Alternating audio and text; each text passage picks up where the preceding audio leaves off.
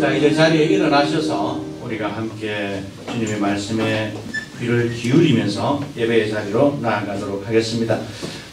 조금 몸이 불편하신 우리 그 집사님 앉으셔도 됩니다. 몸이 불편하시거나 다리가 조금 불편하신 분들은 자리에 앉으셔서 하나님의 말씀을 들으시면 되겠습니다. 시편 148편 1절에서 5절 말씀입니다.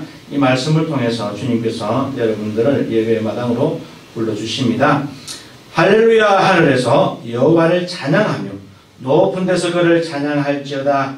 그의 모든 천사여 찬양하며 모든 군대여 그를 찬양할지어다. 해와 달아 그를 찬양하며 밝은 별들아 그를 찬양할지어다. 하늘의 하늘도 그를 찬양하며 하늘 위에 있는 물들도 그를 찬양할지어다. 그것들이 여호와의 이름을 찬양함은 그가 명령하심으로 시험을 받았음이로다. 아멘. 할렐루야. 감사합니다. 이제 우리가 인내송으로 찬송가 142장 시온에 오시는 주 부르시면서 예배 자리로 들어가도록 하겠습니다.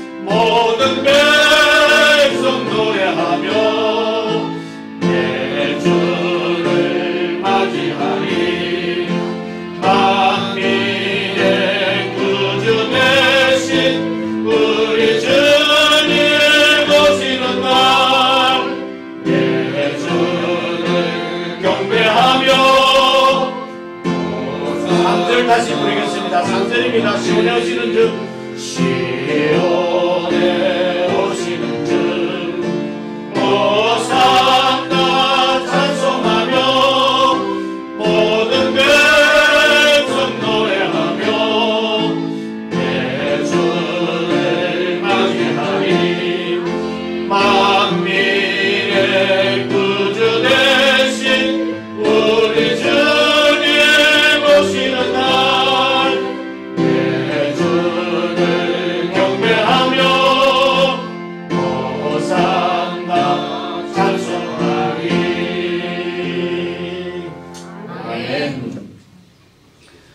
주님께서 저희들을 말씀으로 예배 자리로 불러주셨습니다.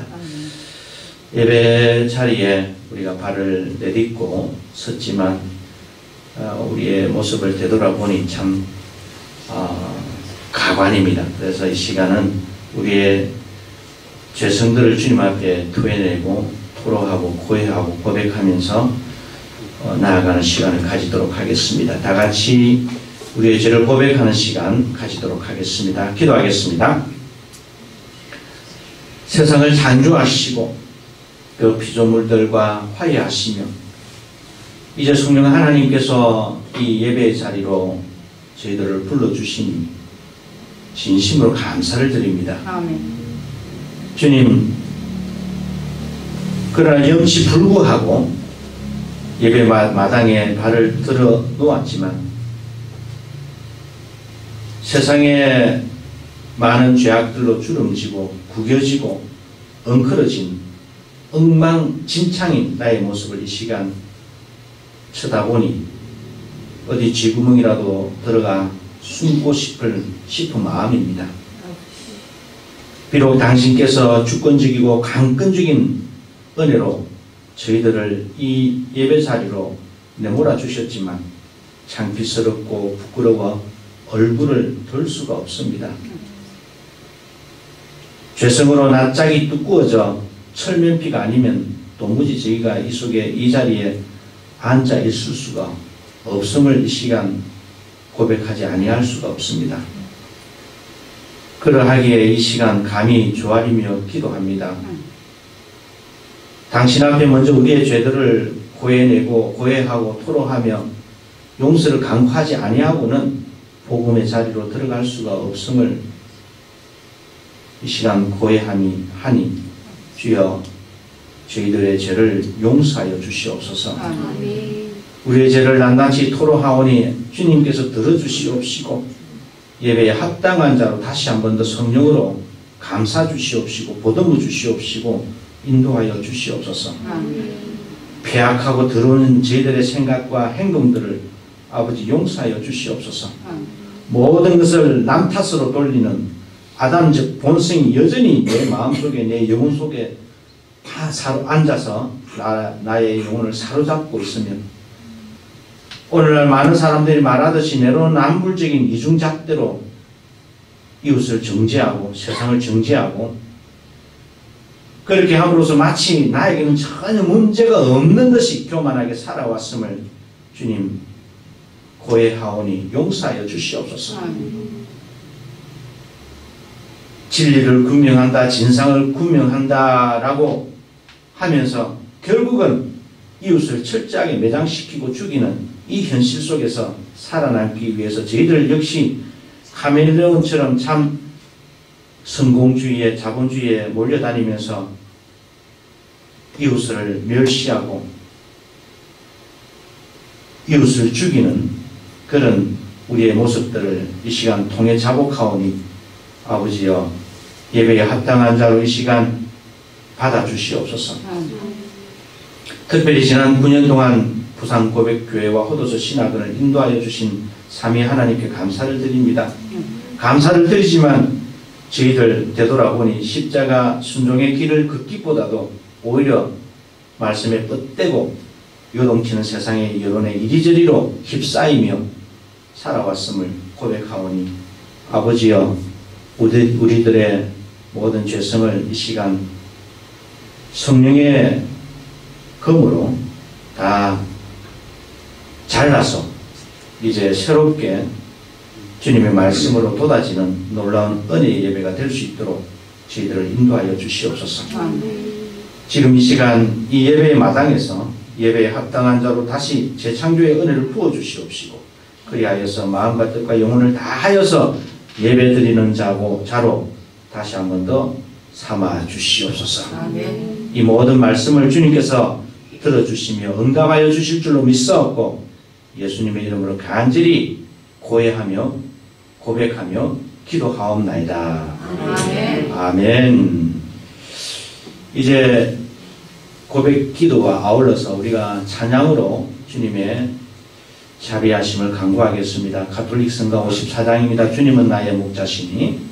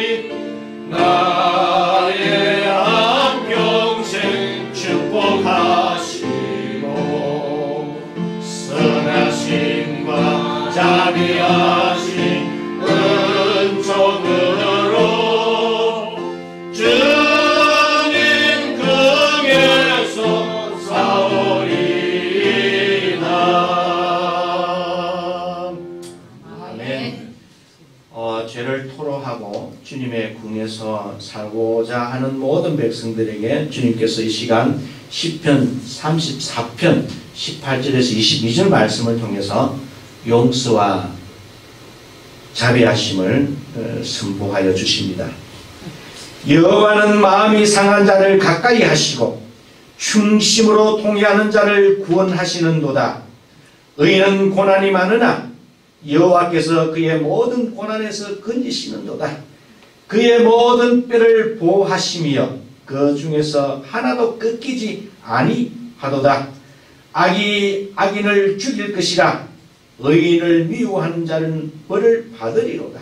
여호와께서 그의 종들의 영혼을 속량하시나니 그에게 피하는 자는 다 벌을 받지 아니하리라. 아멘.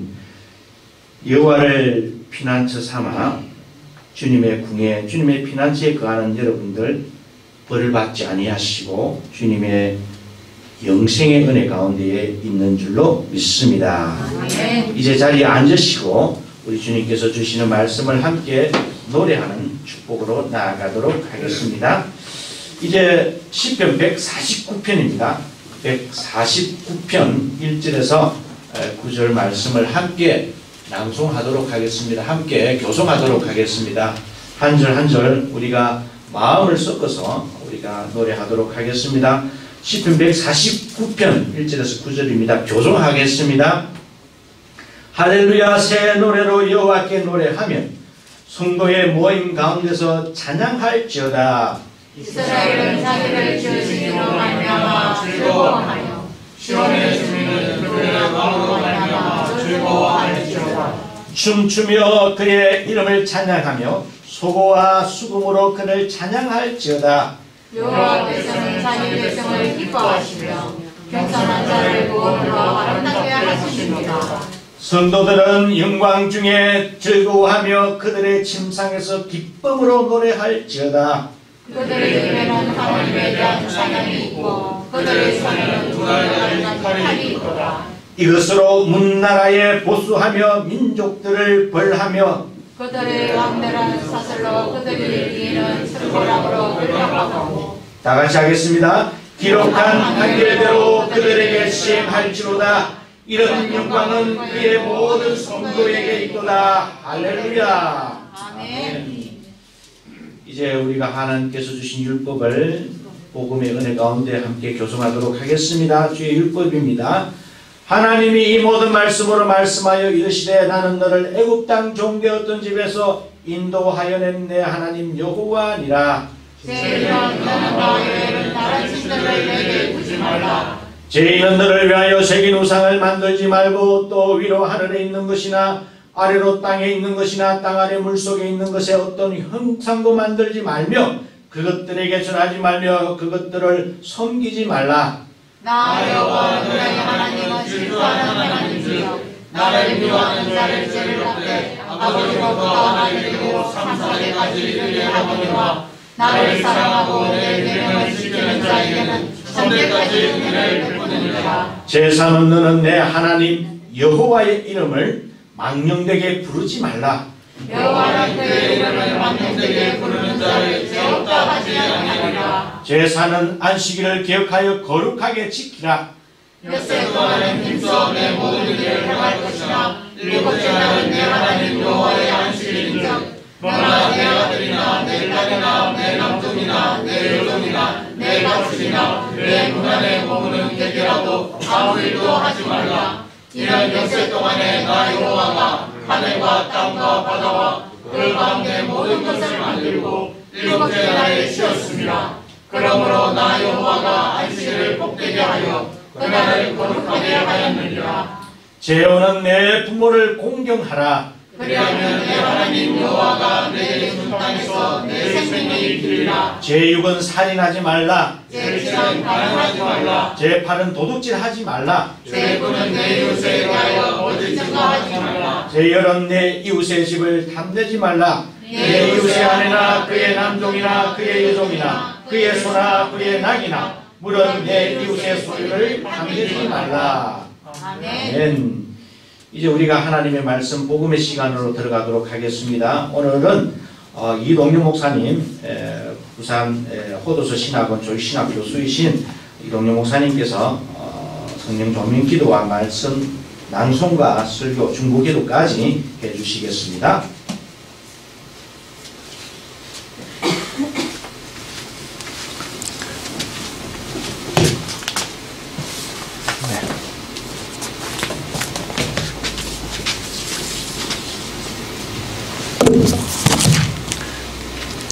다 같이 기도 드리시겠습니다. 아버지 하나님으로부터 영원히 나오셔서 아들을 통하여 우리들에게 오시는 성령님, 오늘 당신의 말씀과 더불어 역사하시어 우리가 당신의 말씀을 듣고 지식적으로 배우는 것으로 끝나지 않게 하시고 이 말씀을 따라 살고 실천할 수 있는 은총을 저희들에게 허락하여 주시옵소서. 아버지 하나님과 성령과 함께 영원히 통치하시며 다스리시는 성부의 독생성자 우리 구주 예수 그리스도의 이름으로 저희가 감사드리며 기도드리옵나이다. 아멘. 오늘은 말씀 낭독을 하겠습니다. 오늘 샤오니 킴 우리 자매가 나오셔서 하나님의 말씀을 우리에게 봉독하시겠습니다. 먼저 한글 하시고 난 다음에 그럴까요? 네. 그럼 한글로 먼저 하겠습니다. 출애굽기 말씀은 출애굽기 4장 1절에서 9절까지의 말씀입니다. 출애굽기 4장 1절에서 9절까지의 말씀입니다. 자, 4장 1절로 9절까지의 말씀 제가 받들어 봉독하도록 하겠습니다. 모세가 대답하여 이르되 그러나 그들이 나를 믿지 아니하며 내 말을 듣지 아니하고 이르기를 여호와께서 내게 나타나지 아니하셨다 하리이다. 여호와께서 그에게 이르시되 너의 손에 있는 것이 무엇이냐? 그가 이르되 지팡이니이다. 여호와께서 이르시되 그것을 땅에 던지라 하시매 곧 땅에 던지니 그것이 뱀이 된지라. 모세가 뱀 앞에서 피하매 여호와께서 모세에게 이르시되 너의 손을 내밀어 그 꼬리를 잡으라. 그가 손을 내밀어 그것을 잡으니 그의 손에서 지팡이가 된지라.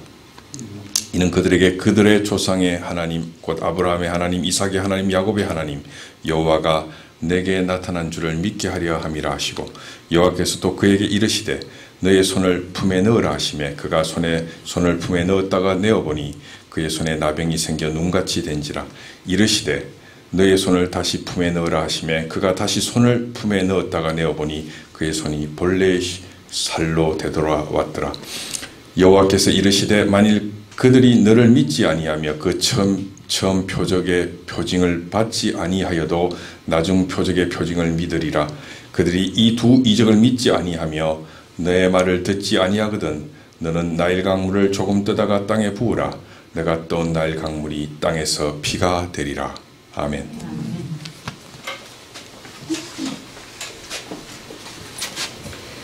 Then Moses answered the Lord, But suppose the Israelites do not believe me, and will not listen to what I say. What shall I do if they say that you did not appear to me? So the Lord asked him, What are you holding? A walking stick, he answered. The Lord said, Throw it on the ground. When Moses threw it down, it turned into a snake, and he ran away from it. Then the Lord said to Moses, Reach down and pick it up by the tail. So Moses reached down and caught it, and it became a walking stick again. The Lord said, Do this to prove to the Israelites that the Lord, the God of their ancestors, the God of Abraham, Isaac, and Jacob, has appeared to you. The Lord spoke to Moses again. Put your hand inside your robe. Moses obeyed. And when he took his hand out, it was diseased, covered with white spots like snow. Then the Lord said, Put your hand inside your robe again. He did so. And when he took it out this time, it was healthy, just like the rest of his body. The Lord said, If they will not believe you or be convinced by the first miracle, then this one will convince them. If in spite of these two miracles they still will not believe you, and if they refuse to listen to what you say, Take some water from the Nile and pour it on the ground. The water will turn into blood. Amen. 아멘. 네, 여러분 안녕하세요. 네, 저는 이동영 목사입니다. 제가 이곳을 여러 번 방문했지만 예배 가운데서 여러분들을 만나서 하나님의 말씀을 대언하게 된 시간은 이번이 처음인 것 같습니다. 떨립니다. 네, 떨립니다. 오늘 사실 또 특별히 우리 부산 고백교회의 9주년 기념하는 예배고 또 종교개혁 504주년을 기념하는 특별한 의미의 절기가 겹쳐 있습니다. 물론 매년 종교개혁 기념주일은 돌아옵니다. 그런데 종교개혁 기념주일이 올 때마다 우리는 물론 교회의 개혁과 쇄신을 이야기하고 우리 자신들의 개혁과 쇄신을 말하고 이야기하면서 다짐하고 그렇게 하죠. 근데 그런 것들을 우리가 매년 우리가 이야기를 합니다. 근데 이제 이런 것들이 이제 연중 행사처럼 되어지고 의뢰 이제 종교개혁 기념 주간에는 교회 개혁과 쇄신을 이야기하는 그런 것이 당연하고 마땅한 이야기인 것처럼 되어져 있습니다. 물론 우리는 하나님 앞에서 에클레시아 셈페르 레포르마타 개혁되어진 교회는 항상 개혁되어져야 된다. 그죠? 에클레시아 레포르만더 셈페르 레포르마 개혁되어진 교회는 항상 개혁되어져 가야 된다. 이러한 구호와 함께 개혁을 이야기하고 또한 우리들 자신도 하나님 앞에서 날마다 일신우일신하고 새로워질 것을 다짐하고 결의하는 것이 종교개혁 기념주간에 우리가 항상 강조하고 묵상하고 또한 우리가 성찰하는 내용들이죠. 그런 부분을 우리가 바탕에 깔고 제가 오늘 여러분들에게 한 가지 더 언급하고 싶은 것은 사실은 종교개혁이 있고 그리고 나서 이제 그 이후에 종교개혁의 어떤 교회들이 독일이면 독일 또 네덜란드면 네덜란드 또 그 이후 스코틀랜드면 스코틀랜드 이런 곳에서 개혁되어진 교회들이 뿌리를 내리는데 꽤 많은 시간이 걸렸습니다. 그랬을 때 선대의 개혁 운동을 주도해 갔던 마르틴 루터나 울리 즈윙글이나 장 깔뱅이나 또 그 이후에 1.5세대의 개혁자들인 하일리 불링거나 또한 여러 멜랑키톤이나 테오도르 베자나 이런 인물들이 노력을 했죠. 그리고 그들의 노력 가운데서 종교개혁의 신앙 고백서들이 작성되고 그 다음에 교리문답서들이 작성되었습니다. 오늘 설교를 하면서 교리문답서 중에 저는 하이델베르크 교리문답서에 나오는 제1문항과 더불어 말씀을 좀 시작하려고 합니다. 재미나게도 종교개혁의 문서들이 개혁의 당위성을 강조하고 개혁되어진 교회 또 개혁되어져 가야 될 교회에 대해서 이야기합니다. 그런데 하이델베르크 교리문답서는 그런 이야기로 문답서를 시작하고 있지 않습니다. 하이델베르크 교리문답서의 주제는 위로입니다. 성도들에게 위로를 이야기하고 위로를 전하기 위해서 하이델베르크 교리문답서의 작성자인 우르시누스 자카리우스는 그 신앙 고백서 교리문답서를 작성했습니다.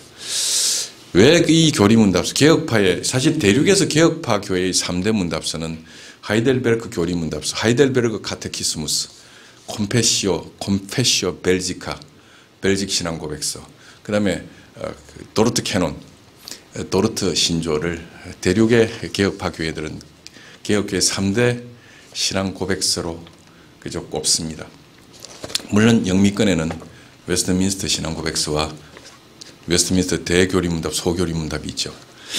그런데 이 하이델베르크 교리문답서, 대륙의 개혁파의 3대 교리문답서 중에서도 첫째가는 교리문답서로, 물론 서열을 정하기는 좀 애매합니다만 그래도 첫째가는 교리문답서로 꼽는 이 하이델베르크 교리문답서가 처음부터 끝까지 시종일관 흐르는 주제가 바로 위로입니다.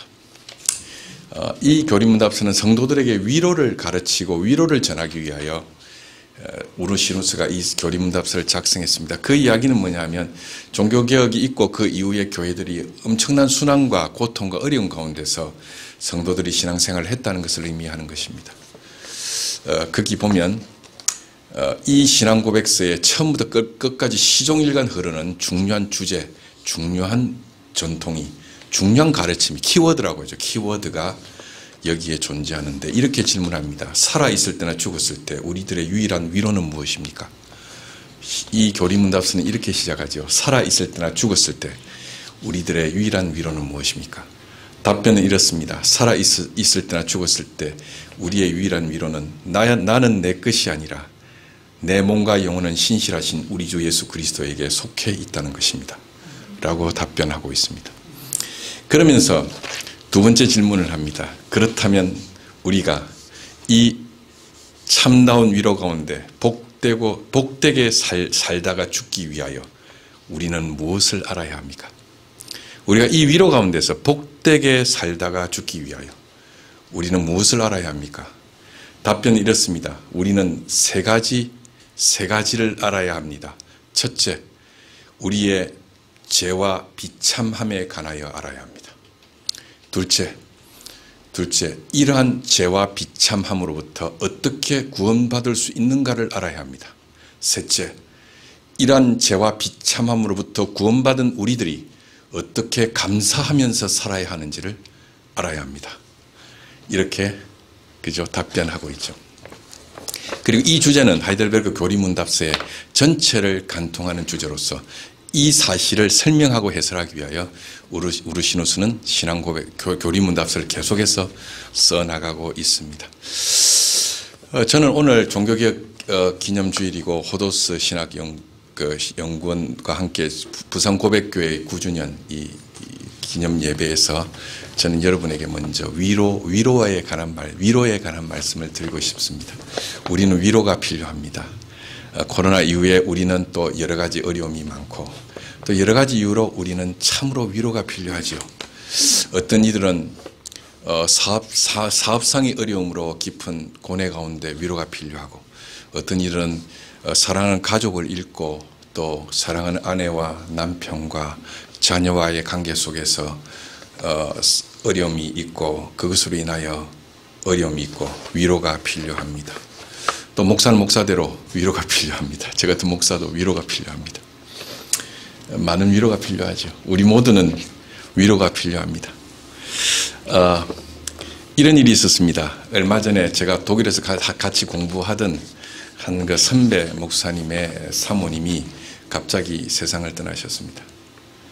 그래서 워낙 가까이 교제하던 분이라 어이없는 이 죽음 앞에서 이 죽음에 이미 왜 이런 일이 발생했고 무엇 때문에 이런 어려움이 이 가정에 주어졌는가를 제가 신학 교수로서 아무리 헤아려 봐도 그 이유를 알 수가 없었습니다. 장례식에 가서 함께 손을 잡고 울고 기도할 수밖에 없었습니다.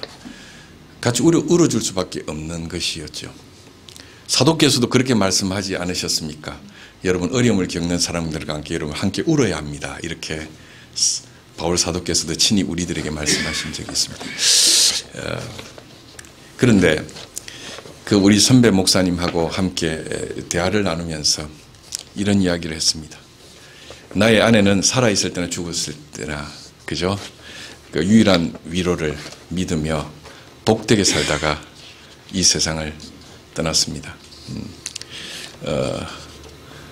그런 일이 우리 가정에 왜 닥쳐왔는지 모르겠지만 아내는 세상을 떠나는 그 순간까지도 자신의 몸과 영혼이 우리 주 예수 그리스도에게 속해 있다는 사실로 인하여 결코 좌절하거나 실망하지 아니하고 그저 영생의 소망 가운데서 하나님의 품에 안겼습니다. 그 일로 인하여 우리가 너무나 나의 딸과 내가 상실감에 빠져 있어도 앞으로 살아있는 생애 동안에 미치도록 감사하면서 아내를 만나는 순간까지 진실되게 살다가 이 세상을 떠날 것입니다. 나에게 이렇게 하면서 흐느껴 울었습니다. 그래서 제가 저의 선배의 고백을 들으면서 슬픔 가운데서도 하나님의 성령과 더불어 이 가정이 큰 위로 가운데서 용기를 잃지 말 것을 제가 간구하고 기도했습니다. 우리들에게는 주변에 알 수 없는 일들이 벌어집니다. 이런 이야기를 하는 저도 이것에 대해서 예외가 아니고 이 자리에 있는 우리 모두가 그렇습니다. 이 일이 왜 벌어졌는지, 무엇 때문에 이런 일이 벌어졌는지, 경우에 따라서 하나님께서 이런 일을 왜 허락하시는지, 왜 이런 일이 일어나서 우리가 힘들고 고통스러운지 우리는 답변할 길이 없습니다. 그럼에도 불구하고 우리의 교리문답서는 우리들에게 전해주는, 살아있을 때나 죽었을 때 우리의 유일한 위로는 나는 내 것이 아니라 내 몸과 영혼이 우리 주 예수 그리스도에게 속해 있다는 사실입니다. 그 사실로 인하여 우리는 죽음의 순간 속에서도 이 위로를 가지고 하나님 품에 갈 수 있는 것입니다. 이렇게 복되게 살기 위하여 개혁자들이 교회를 세우고 교회 개혁을 위하여 헌신했다는 사실을 여러분들에게 말씀드립니다. 이 시간 여러 가지 마음의 상처와 어려움과 또 하나님 외에는 호소할 길이 없어서 힘들어하는 우리, 또 저는 알 수 없지만 여러분 각자의 사정이 있을 것입니다. 그러나 이 시간에 우리 아버지 하나님으로부터 우리 주 예수 그리스도를 통하여 우리들에게 오시는 성령님께서 여러분들의 상처받은 마음을 위로하시고 아픈 마음을 만져주시고 새롭고 새 희망과 새 소망과 새로운 마음을 회복시켜 주실 것을 성부와 성자와 성령의 이름으로 축원합니다. 아멘. 그 말씀을 드리고요. 그리고 이 종교개혁 기념주일이니까 한국 교회 안에서 몇 가지 우리가 조금 생각하고 성찰해야 될 부분이 있습니다. 저는 이런 의미에서 저는 부산고백교회가 귀한 일을 담당하고 있다고 생각합니다. 제가 조직신학 교수로서 한국 교회를 바라볼 때마다 느끼는 어려운 점이 있습니다. 그 중에 하나가 뭐냐 하면 예배와 집회가 구분되지 않는다는 문제가 있습니다. 그러니까 예배라는 용어가 참 좋은 용어지요. 우린 지금 예배를 드리기 위하여 이곳에 모여 있습니다. 이 예배 가운데서 성삼위 하나님을 찬양하고 경배하고 그를 향하여 나아와 그죠? 그의 성호를 찬양하면서 우리에게 마땅한 은혜를 지금 받고 있습니다. 그럼에도 불구하고 우리가 이제 예배라는 말과 집회라는 말을 구분하지 않고 쓰는 그러한 문제는 조금 시정해야 될 필요가 있는 것 같습니다. 우리가 이제 조직신학적으로 교리적으로 우리가 예배라고 했을 때는 언제나 말씀과 성례가 함께 있는 것을 예배라고 합니다. 그래서 이것을 조직신학에서는 노타 에클레시아 페레, 참다운 교회의 표지라고 말하죠.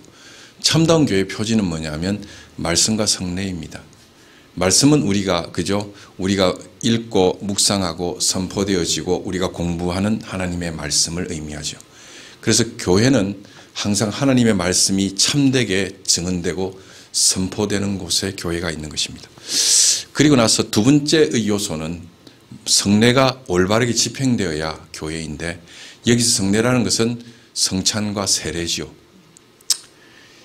우리가 주중에 접하는 성례는 성만찬입니다. 성찬이죠.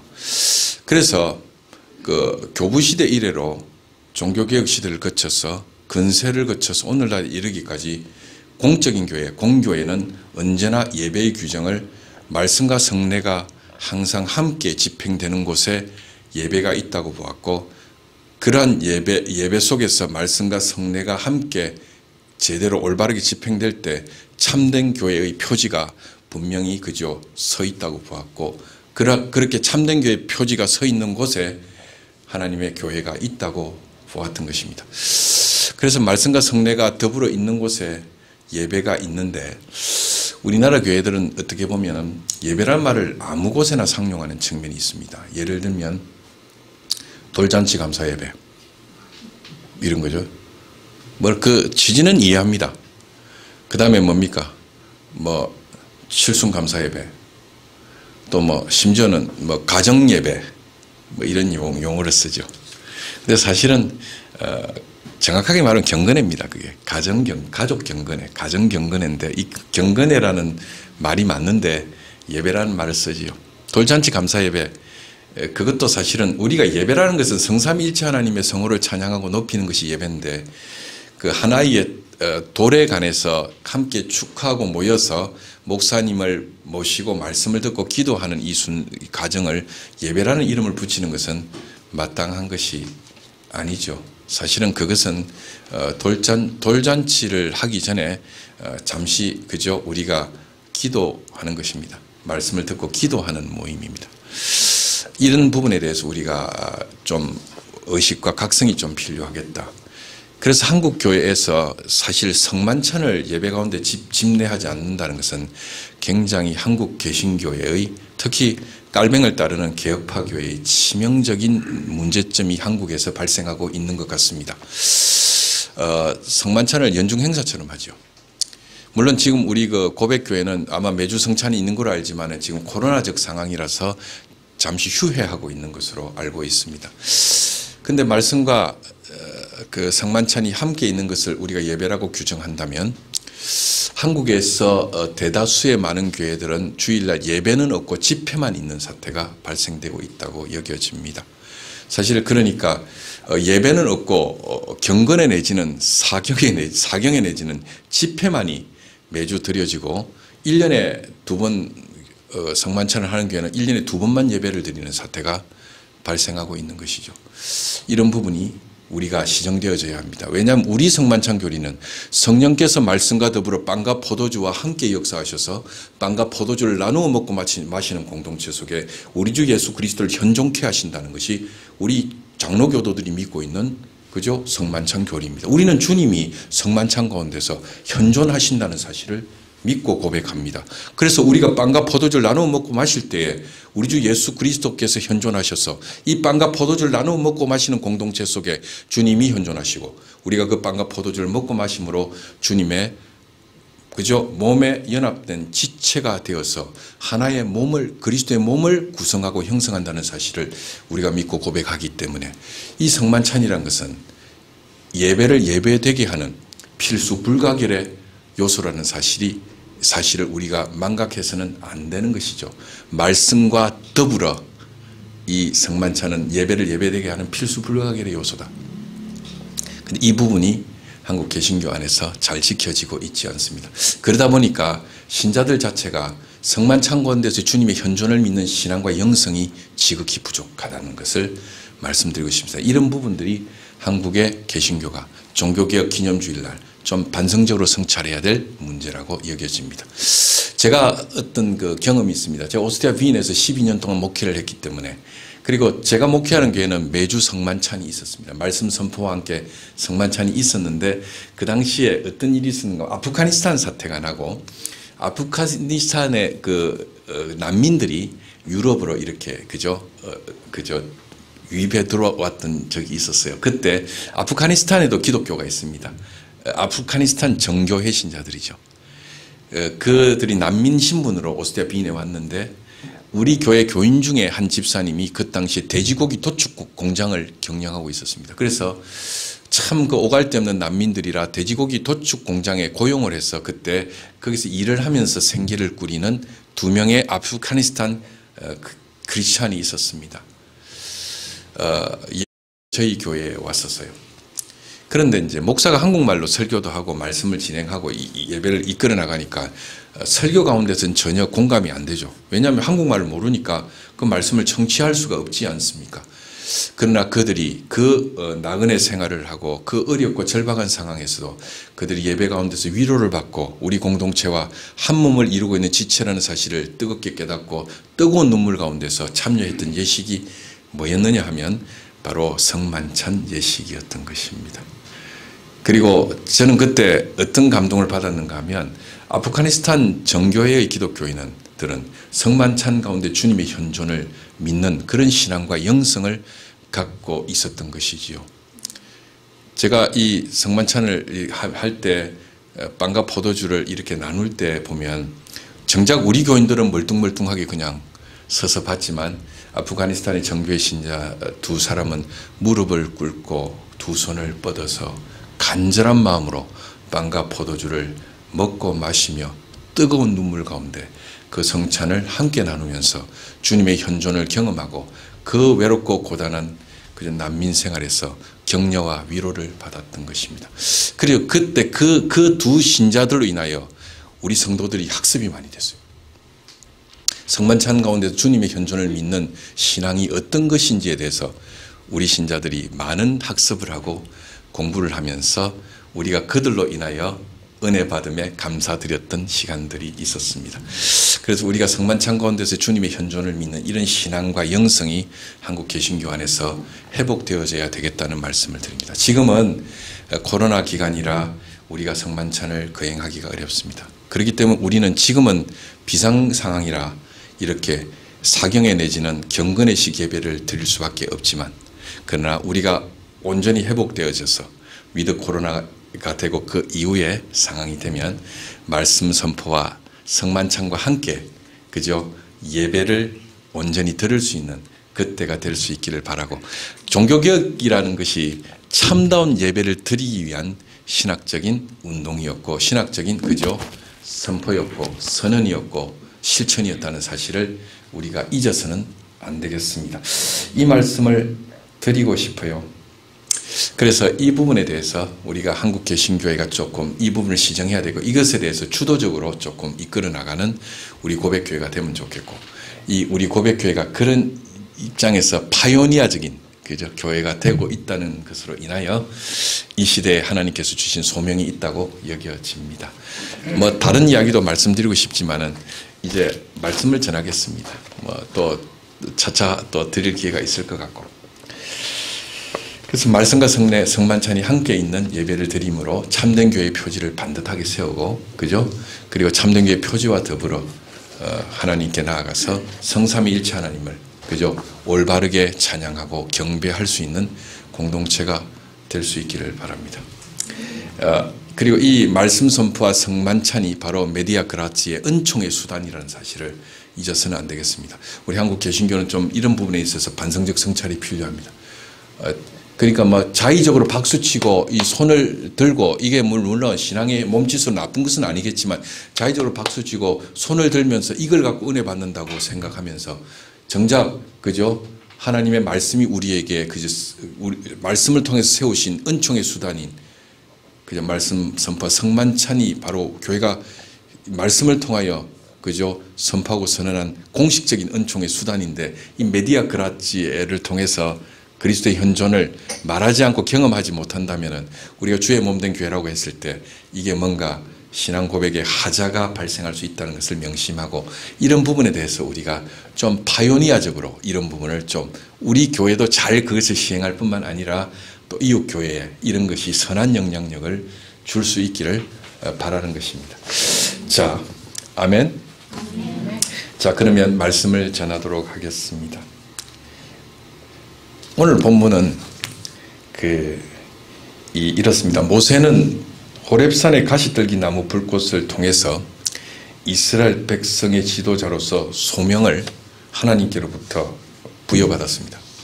그게 이제 전 본문에 보면 나오죠. 앞 본문에 보면 등장하고 있습니다. 그러나 모세가 이스라엘의 구원 역사를 완수함에 있어서 이스라엘의 해방의 지도자로 하나님께 선택을 받았다는 사실을 자신의 민족인 히브리 백성들로 하여금 알게 하기 위해서는 또 다른 증거가 필요했던 것입니다. 모세가 가시떨기 나무를 불태우지 않으면서 가시떨기 나무 안에서 불타오르는 불꽃 안에서 가시떨기 나무로 상징되는 히브리 민족을 사랑하시는 하나님의 불꽃 같은 사랑의 열정을 목격함으로써 히브리 민족의 해방의 지도자로 모세를 부르시는 하나님의 부르심, 그 소명을 얻게 되었다는 사실입니다. 이건 기이한 현상이었던 거죠. 물론 이 가시나무가 막 이 태양열에 발화되어서 불타는 것은 사막에서 흔히 볼 수 있는 광경인데, 그게 모세가 이제 그 가시나무 뜰기가 불타는 그 모습을 보면서 놀라운 사실을 발견했는데, 좀 평소에 경험했던 현상과는 달랐던 거죠. 떨기나무가 불타는데 그 떨기나무가 소멸하지 않고 재가 되지 않는데 그 가시떨기나무를 안에서 불꽃과 같이 불타는 여호와 하나님을 만나 뵙게 되는 사태가 그저 발생하게 된 것입니다. 그리고 그 사건을 경험함으로써 모세는 소명을 얻게 된 것이죠. 그러나 이러한 모세의 가시나무 불꽃 경험은 모세만이 경험했던 지극히 개인적인 경험이었기 때문에 모세가 히브리 사람들 앞에서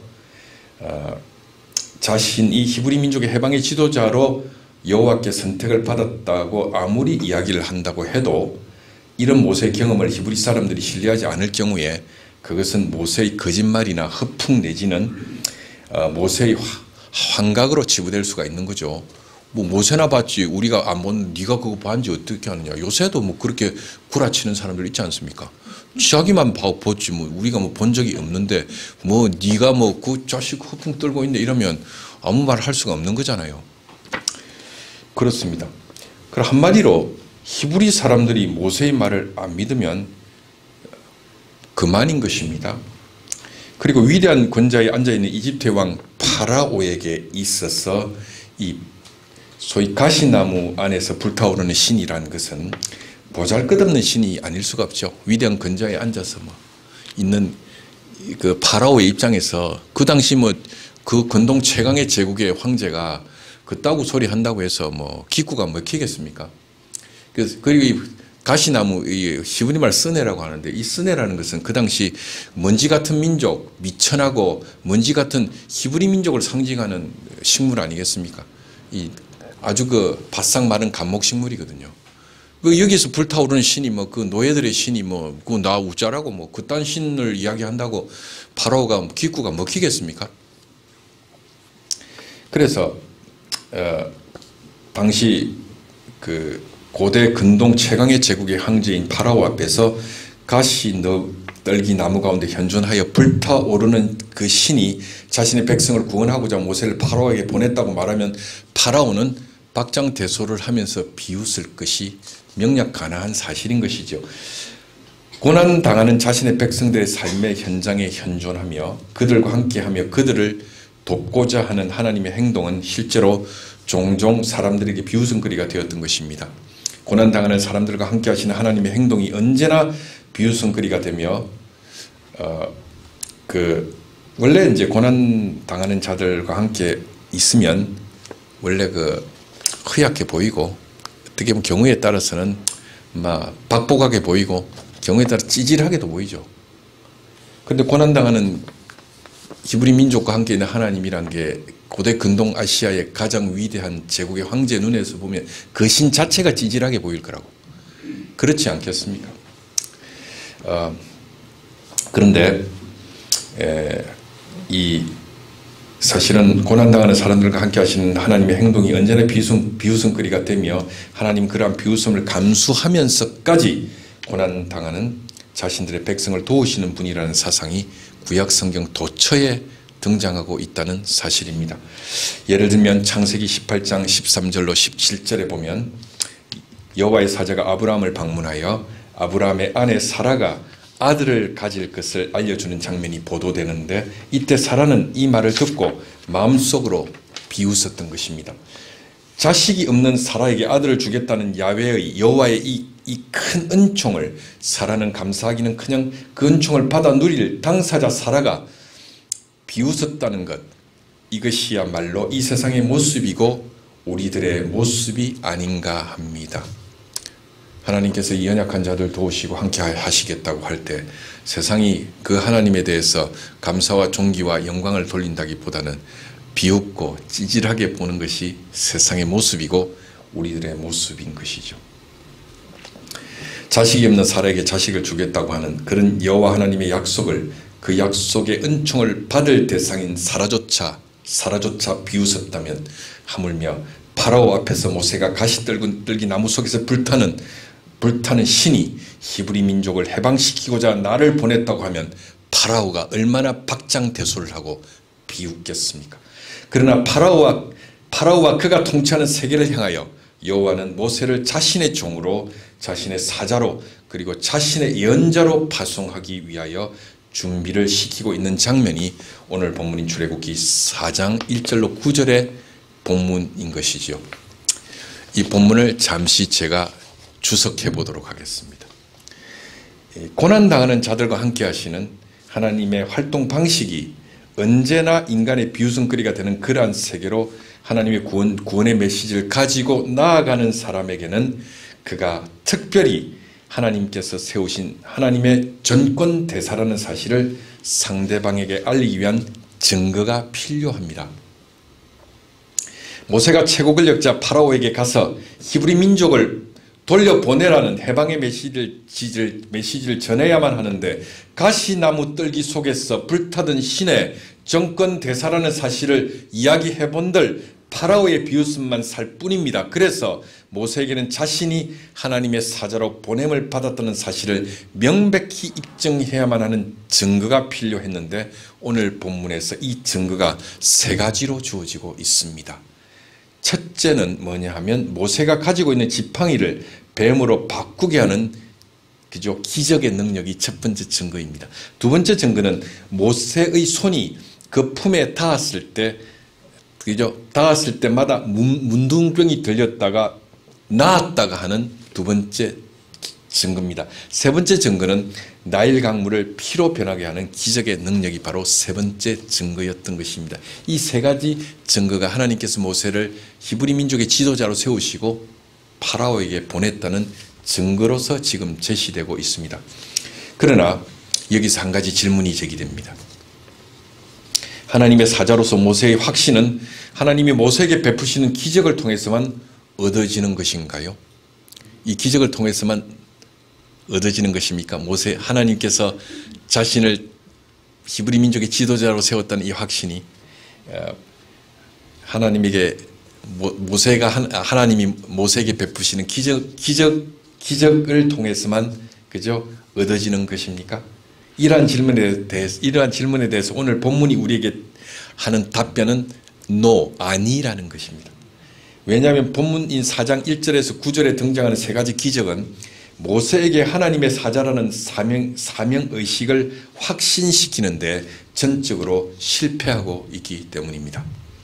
모세는 본문 10절에서 이 세 가지 능력을 하나님으로부터 받은 직후에도 여전히 단호하게 하나님의 사자로서의 사명을 극구 사양 내지는 부인하고 있다는 사실을 본문을 통해서 우리는 확인하게 되는 것입니다. 모세는 자신이 말을 잘 못하는 인간, 즉 입이 혓바닥이 뻣뻣하고 혀가 둔한 자라고 핑계를 대면서 하나님의 사자로서의 자신의 역할을 극구 사양했던 것입니다. 모세가요 끊임없이 그죠 못 가겠다고 말하고 이 핑계 저 핑계를 댄단 말이죠. 제가 기억으로는 한 5번 이상 되는 것 같은데 그래갖고 이제 결국은 안 되니까 뭐라고 하느냐면 이렇게 말하죠. 당신이 찾아서 보내소서. 응? 와 나보고 자꾸 가라 합니까? 당신이 보내소서. 이렇게 그죠? 뒤에는 결국 그렇게까지 말을 하면서 극구 그죠? 자신이 이스라엘 지도자로서 이집트에 가서 바로 앞에 서는 것을 거부하고 반대했던 것입니다. 그러니까 옛날에 그 친구라는 영화에 보면 그 곽경택이라는 감독이 영화를 찍었는데 그 친구라는 영화가 있어요. 뭐 아시는 분은 아실 겁니다. 그 곽경택의 내 고등학교 친구 동기인데 저하고도 아주 유명하게 잘 아는 친구예요. 왜냐하면 제가 학교 다닐 때 그 친구하고 그 지각 대장이 돼가지고 맨날 그 지각을 하는데 옛날에 있었던 뭡니까 침례병원이라는 자리가 있습니다. 요새 봉생병원 그쪽 자리인데 거기서 내려서 학교로 뛰어가면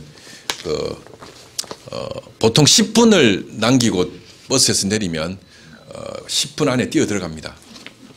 지각을 면하는데요. 7분을 남기고 내리면요. 이 마의 7분 벽을 깨지를 못하는 거예요. 아무리 해도 이 7분 벽이 안 깨지더라고. 곽경택이하고 내가 결국 마의 7분 벽을 깨지 못하고 졸업을 했는데 그 친구라는 영화에 보면 유호성하고 장동건이가 지각 안 하려고 들고 뛰는 장면이 나옵니다. 그걸 보고 제가 깜짝 놀란 그때 그 장면이 똑같은 장면이에요. 그게 곽경택이고 내가 했던 장면인데 물론 거기서 장동건은 저고 이제 유호성 곽경택이죠. 저는 그렇게 봅니다. 그 영화를. 그런데 어쨌든 그 영화에 보면 이런 말이 나옵니다. 친구가 조폭인데 유호성이 밑에 장동건이가 똘마니를 하고 있었어요. 근데 이제 서로 사이가 안 좋아가지고 유호성이 장동건한테 말합니다. 니 하와이 가라 이래 말하죠. 니 하와이 가라. 그때 장동건이 유호성한테 이렇게 말하죠. 니가 가라 하와이. 니가 가라 하와이 그래 말하죠. 이런 식으로 모세는 끝까지 하나님 앞에서 자기가 그 소명을 감당하지 못한다는 것을 변명하고 끝까지 그렇게 이야기하다가 당신이 보낼 만한 자를 당신이 찾아서 보내소서라고 이야기했던 것입니다. 그러니까 이 기적이라는 것이, 모세에게 보여주신 하나님 기적이라는 것이 모세를 설득하는데 딱히 그죠 큰 약발을 받지 않았다는 것을 우리가 알 수가 있죠. 그렇다면 이 세 가지 기적의 증거는 도대체 모세에게 어떤 의미를 주는 것일까요? 이러한 질문은 참으로 흥미로운 질문이 아닐 수가 없습니다. 게다가 이 세 가지 기적 증거들은 출애굽기 7장 이하의 보도를 통해서 보았을 때 파라오와 이집트 사람들의 마음을 움직이는데도 하등 도움을 주지 못했다는 사실을 알 수가 있습니다. 즉, 이 세 가지 기적 증거들은 모세에게도 파라오에게도 그리고 이집트 사람들에게도 그들의 마음을 움직이는데 그저 별반 도움을 못 주었다는 것이죠. 더군다나 두 번째 기적은 파라오의 앞에서 전혀 시현해 보인 적이 없는 기적입니다. 문둥이가 되었다가 낳는 기적은 파라오 앞에서 시현해 본 적이 없는 기적이죠. 그래서 오늘 본문은 예언자 내지는 하나님의 사자가 갖추어야 할 능력이란 어떤 기적을 행할 수 있는 능력을 아니면 능력만을 의미하는 것이 아니라는 사실을 우리에게 보여주고 있는 것입니다. 오늘 우리가 살펴볼 첫 번째 기적인 지팡이가 뱀이 되는 기적에 있어서도 그 내용의 핵심은 모세가 기적을 행하는 능력을 습득하는 데 있는 것이 아니라 뱀을 두려워하여 뒤로 도망치는 모세에게 손을 내밀어 뱀 꼬리를 잡으라는 하나님의 명령과 그 명령에 순종하여 뱀 꼬리를 잡았더니 그 뱀이 도로 지팡이로 되돌아갔다는 바로 거기에 내용의 핵심이 놓여 있는 것입니다. 첫 번째 기적 행위가 끝난 후에 두 번째 기적 행위가 끝난 후도 마찬가지지만 첫 번째 기적 행위가 끝난 후에 다음과 같은 여호와의 약속의 말씀이 등장하고 있는 것입니다. 어떤 말이 등장하느냐? 야 아미누 믿게 되리라. 우리 개혁성경에는 믿게 하려 함이라 라는 말이 등장합니다. 야 아미누 믿게 되리라. 이 말 믿게 되리라 라는 말은 본문에 등장하는 기적행위의 목적이 무엇인지를 우리에게 보여주고 있는 것입니다. 기적행위의 목적은 지팡이를 뱀으로 만드는 것에 있는 것이 아니라 아무리 무서운 뱀이라고 할지라도 하나님의 말씀에 순종하여 손을 내밀어 뱀의 꼬리를 잡아 본래의 지팡이로 되돌리는 용기와 믿음이 하나님의 사자가 갖추어야 할 능력이라는 것을 우리에게 가르쳐주고 있는 것입니다. 원래 뱀을 잡으려면 뱀이 급회전하여 물 수 없도록 재빠르게 뱀의 목덜미를 잡아채야 하는 것이죠. 뱀 잡으려면 여러분 시골 분들 아시겠지만 뱀을 잡으려면 뱀꼬리를 잡으면 안 됩니다. 뱀이 뒤로 확 회전하기 때문에 그죠?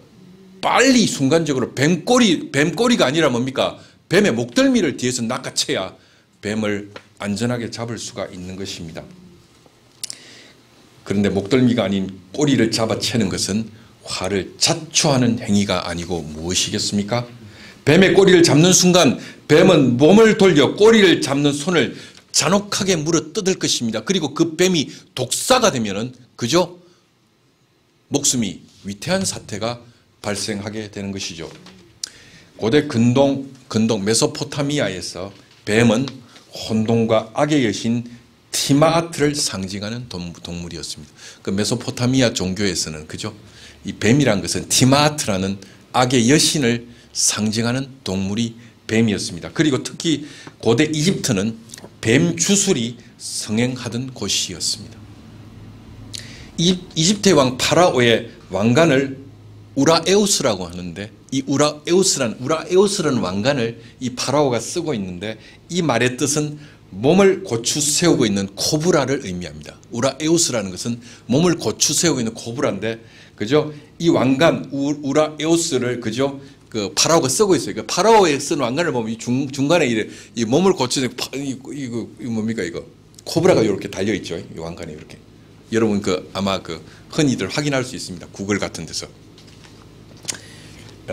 이 왕관을 그래서 우라에우스라고 하는 까닭은 왕관이 몸을 고추 세운 코브라의 문양으로 장식되어져 있기 때문입니다. 몸을 고추 세우고 서 있는 코브라, 즉 우라에우스는 파라오의 권력과 권위를 상징하고 있는 것이지요.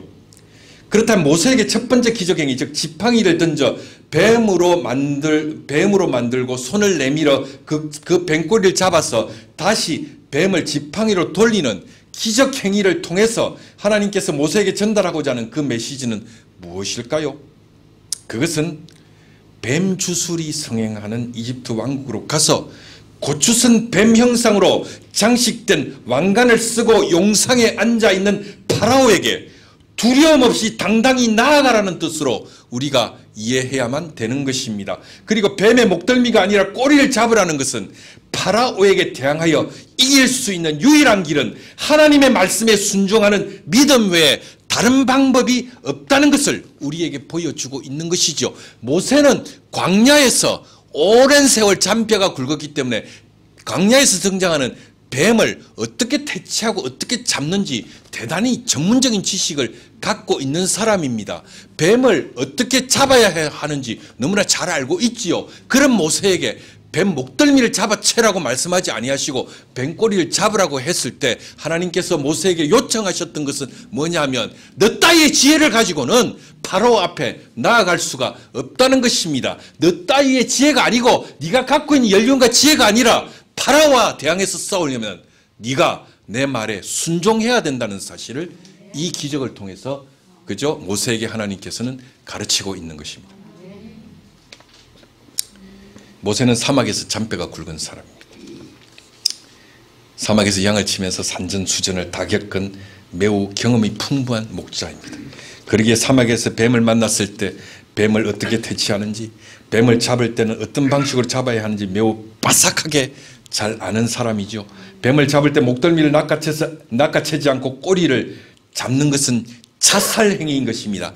그 사실을 광야의 경험이 풍부한 모세가 모를 리가 없었을 것입니다. 그런 모세에게 하나님은 뱀의 목덜미가 아니라 손을 내밀어 뱀의 꼬리를 잡으라고 명령하고 계신 것입니다. 이것은 우리에게 다음과 같은 진리를 깨닫게 해 줍니다. 그것은 파라오 앞에 나아갈 때 모세가 준비해야만 하는 무기는 자신의 지혜, 자신의 경험이 아니라 하나님에 대한 믿음, 즉 하나님의 말씀에 대한 절대적인 순종이라는 사실을 우리에게 가르쳐주고 있는 것입니다. 모세야, 파라오를 대적해서 싸워 이기려면 너는 너의 지혜에 의지해서는 안 되고 나 여호와의 말에 순종해야만 한단다 라는 진리를 첫 번째 기적을 통해서 하나님께서는 모세에게 가르치고 계신 것입니다. 자, 이게 오늘 본문에 대한 저의 주석입니다. 그렇다면 우리에게 잠시 적용해 보도록 하겠습니다. 우리는 오늘 하나님께서 모세를 통해서 행하신 첫 번째 기적, 즉 지팡이를 뱀으로 바꾸고 그 뱀을 다시 지팡이로 돌려놓는 기적에 대해서 살펴보았습니다. 이 기적이 우리에게 전달하고자 하는 진리는 무엇입니까? 이 본문을 통해서 하나님께서 우리에게 하시고자 하는 말씀은 무엇일까요? 그것은 어떠한 크나큰 위기와 시련이 우리를 음습한다 할지라도 하나님의 말씀에 순종하고 그 말씀을 따라 행하면 우리는 그 모든 역경과 시련을 물리치고 승리할 수 있다는 사실을 뱀꼬리를 잡으라는 하나님의 명령을 통해서 우리는 배울 수 있는 것입니다. 아멘. 아멘 하려면 한번 화끈하게 하시죠. 그럼 눈치 보면서 하는 둥 마는 둥 이러십니까? 아멘. 뱀의 목덜미를 잡아채지 않고 뱀의 꼬리를 잡는 모세가 여러분 무모하다고요? 무모하게 보이십니까? 모세가 몰라서 이 말씀에 순종한 거 아니죠? 자, 여러분, 모세가 하나님의 말씀에 순종하여 뱀꼬리를 잡았더니 뱀은 어느새 다시 지팡이로 변했던 것입니다. 파라오 앞에 나아갈 때 모세가 준비해야 했던 무기는 단순히 뱀을 지팡이로 만드는 기적이 아니라 하나님의 말씀에 순종하는 믿음이라는 사실을 첫 번째 기적이 우리에게 가르쳐주고 있는 것입니다. 첫 번째 기적은 하나님의 종인 모세에게 하나님의 권능과 주권을 믿으며 용기를 가지고 두려움 없이 당시 고대 근동의 최강의 권력자 파라오에게 담대히 나아갈 것을 가르치고 있는 것입니다. 사랑하는 성도 여러분, 우리가 인생을 살다 보면 우리 앞에 말로 다할 수 없는 어려운 현실들, 악한 일들, 고난과 역경들, 그리고 이루 말할 수 없는 시련들, 내가 전혀 생각할 수 없었던 환난과 고통이 우리에게 다가옵니다. 그러나 하나님을 신뢰하고 그 말씀에 순종하여 행하는 사람은 어떠한 시련 속에서도 두려움 없이 담대히 나아가 승리를 쟁취하게 될 것이라는 사실을 뱀꼬리를 낚아채라는 하나님의 말씀에 순종한 모세가 우리들에게 가르쳐주고 있는 것입니다. 제가 그래서 먼저 제가 설교를 할 때 말씀드린 하이델베르크 신앙 고백서로 우리는 다시 돌아옵니다. 우리들은 위로가 필요합니다. 억장이 무너지는 일들이 참 많죠. 여러분, 아팠을 거고 아프고 앞으로도 아플 겁니다. 그러나 여러분, 살아있을 때는 죽었을 때 우리들의 유일한 위로는 나는 내 것이 아니라 내 몸과 영혼이 우리 주 예수 그리스도에게 속해 있다는 사실로 인하여 우리는 위로를 받는 것입니다. 여러분, 힘을 내세요. 네, 그죠? 네. 아파하는 사람들, 제가 어떤 사정과 형편이 있는지 모르지만 여러분들도 그렇고 저도 그렇고 여러분 힘을 내기를 바랍니다. 하나님께서 그리스도를 통하여 성령 안에서 여러분의 아픈 마음을 위로하시고, 그죠? 쓰다듬으시고 회복시켜 주실 것을 저는 믿습니다.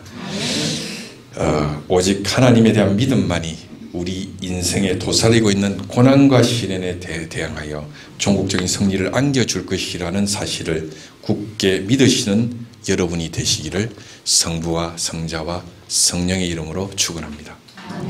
아멘. 말씀 다 전했습니다.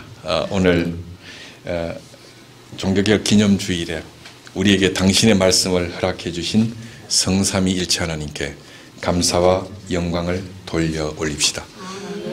영광이 성부와 성자와 성령께 처음과 같이 이제와 항상 영원히 있나이다. 아멘. 다 함께 기도 드리시겠습니다.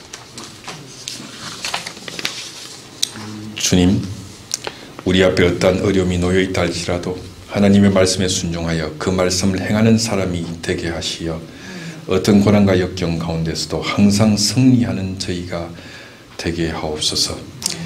이루 말할 수 없는 환난과 어려움으로 인하여 상처받고 어려워하는 당신의 자녀들을 축복하시고 어루만져 주시고 회복하여 주시며 하나님의 방식으로 치유하여 주시옵소서.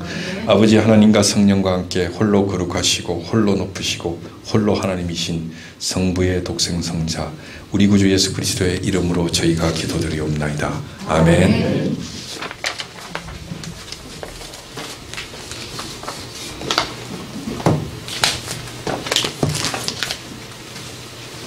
이제 우리 다 같이 니케아 콘스탄티노폴스 신조를 통해서 우리의 신앙을 함께 고백하는 시간을 가지도록 하겠습니다. 다시 고백하겠습니다. 우리는 한 분 하나님 아버지께서 존재하시며 하늘과 땅 보이는 것과 보이지 않는 모든 것을 창조하신 것을 믿습니다. 그리고 한 분 주 예수 그리스도를 믿습니다. 그분은 하나님의 유일한 아들이시며 모든 세대 이전에 아버지로부터 하시고 빛으로 제일 참 하나님으로부터의 참 하나님, 만들어지지 않으시고 하신 분이시며 아버지와 동일이시며 모든 것은 그분으로부터 나왔으며 우리 사람을 위해서 우리의 구원을 위해서 하늘로부터 오시고 성령과 동정과 마리아로부터 육체를 취하시사 사람이 되시고 우리를 위해서 본디오 빌라도 지하에서 십자가에 달리시고 고난받고 무덤에 묻히셨으며 성소대로 셋째 날에 부활하시고 하늘에 오르사 아버지 우편에 앉으셨습니다. 그리고 그분은 영광 가운데서 사자와 죽을 자를 심판하시기 위하여 다시 오십니다. 그 나라는 결국 끝날이 없습니다. 그리고 성령이십니다. 그분은 주가 되시며 생명을 주시고 아버지로부터 나오시며 성부와 성자와 함께 예배를 받으시고 함께 영광을 받으시며 선지자를 통하여 말씀하십니다. 우리는 하나의 거룩한 보편적이며 사도적인 교회를 믿습니다. 우리는 죄의 것을 위한 유일한 세대를 고백합니다. 우리는 죽은 자의 부활과 오는 세대의 생명을 희망합니다. 아멘. 찬송가 586장을 부르시면서 감사의 자리로 나아가겠습니다.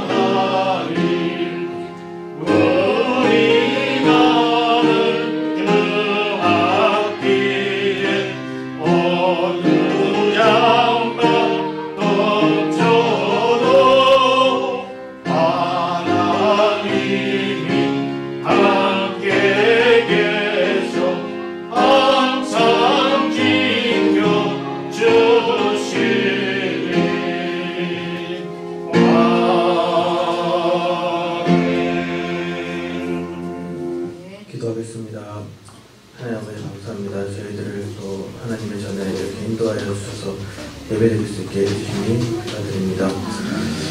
저희가 오늘 설교 말씀대로 저희의 죄됨을 알고 저의 비참함을 알고 또 구원해 주시는 하나님께 순종하며 살 수 있도록 하나님 도와주시고, 특히 하나님께서 정말 세상이 알지 못하는 하나님의 방법으로 일하실 때 저희가 그것을 잘 듣고 잘 찾아내서 하나님께 제대로 순종할 수 있도록 도와주시옵소서.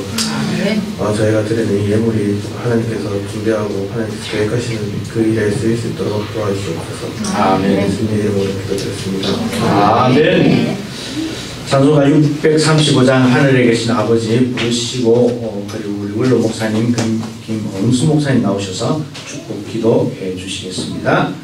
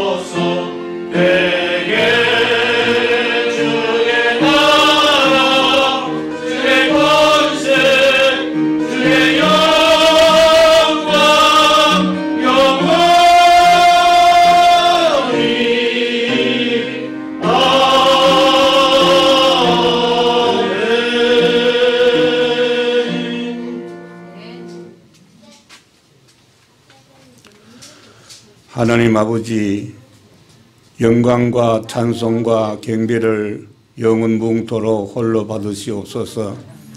하나님께서 이 땅에 촛대를 불밝히시고 오늘까지 9살 되도록 지켜주신 은혜를 감사합니다.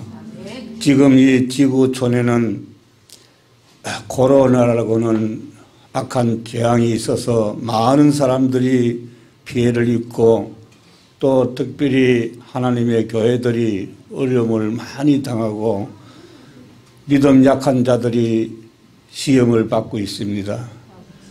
하나님께서 우리 고백교회를 축복하시고 붙들어 주셔서 한 사람도 피해를 입지 아니하도록 도와주시고, 천인이 우리 곁에서 넘어지고 만인이 우리 앞에서 쓰러질지라도 하나님께서 우리 고백교회를 특별히 지켜주셔서 이 말세에 촛불을 밝히는데 전혀 부족하지 아니하는 교회가 되게 하옵시고, 이게 이름을 두고 있는 우리 성도들이 다 이 재앙에서 건강하게 하시고 하나님께 영광 돌리는 말세의 성도로서 부족하지 않게 하여 주시고, 저들의 생업에 축복하시고 건강에 축복하시고 항상 지키셔서 산업에 큰 부흥을 온 가정이 다 이루어지고 사업에 성공하도록 하나님 도우시고 축복하여 주시옵소서. 예수님 거룩하신 이름으로 기도하옵나이다. 아멘.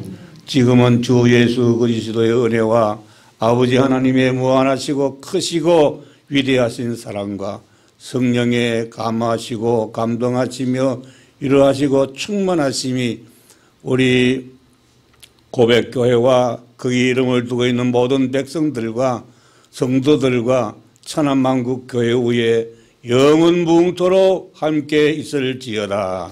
아멘. 아멘. 아멘, 아멘. 축복하여 주옵소서.